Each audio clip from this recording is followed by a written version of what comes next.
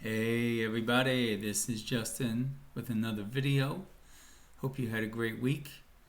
Mine was definitely enlightening.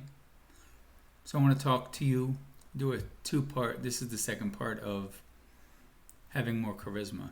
Now, three things that I want to talk about tonight are having compassion, being vulnerable, and being an effective communicator. So when you show compassion, you really have a need to understand what someone's going through, and at your job, what your team is going through, or just in life in general. People would come up to me at work and talk to me about some things, and I'd really feel what they're saying. I would understand truly.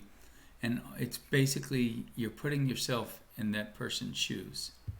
Now, when you, again, show compassion, you're passionate about helping people, and you want to really understand what they need, what they want, and what is going on in their particular situation. The second part is to have vulnerability. I've talked about this in previous videos, but when you are vulnerable, it is not a weakness. You have to unlearn that particular mindset. People are raised that way. Men are supposedly raised to not be vulnerable, to never show weakness, to never cry. And that is untrue. Being vulnerable is being a human. What separates you from the animals, or from horrible people, or from, just despicable people.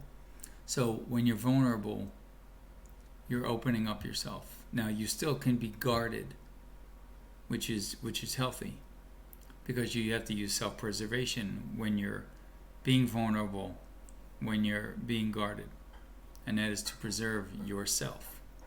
And the third thing is to have good, effective communication. I did a whole video on effective communication.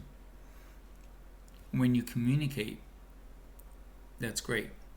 But if you're not effectively communicating to the other person, and if they're not mutually benefiting from what you're talking about, then it's a worthless conversation and you're not being effective.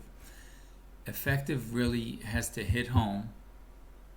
Being an effective communicator, it really has to sink in. And then whatever information or advice you're giving that person, they need to execute it. And when you execute it, it should go to plan. And of course, if it doesn't, that's all right, because you can always go back to the drawing board. So if you practice these three things on top of the three things I discussed last week, it will definitely become more charismatic. Keep practicing the things in these videos, and we will become better people than we were yesterday, but not as good as we should be tomorrow. Have a good night, and I'll see you.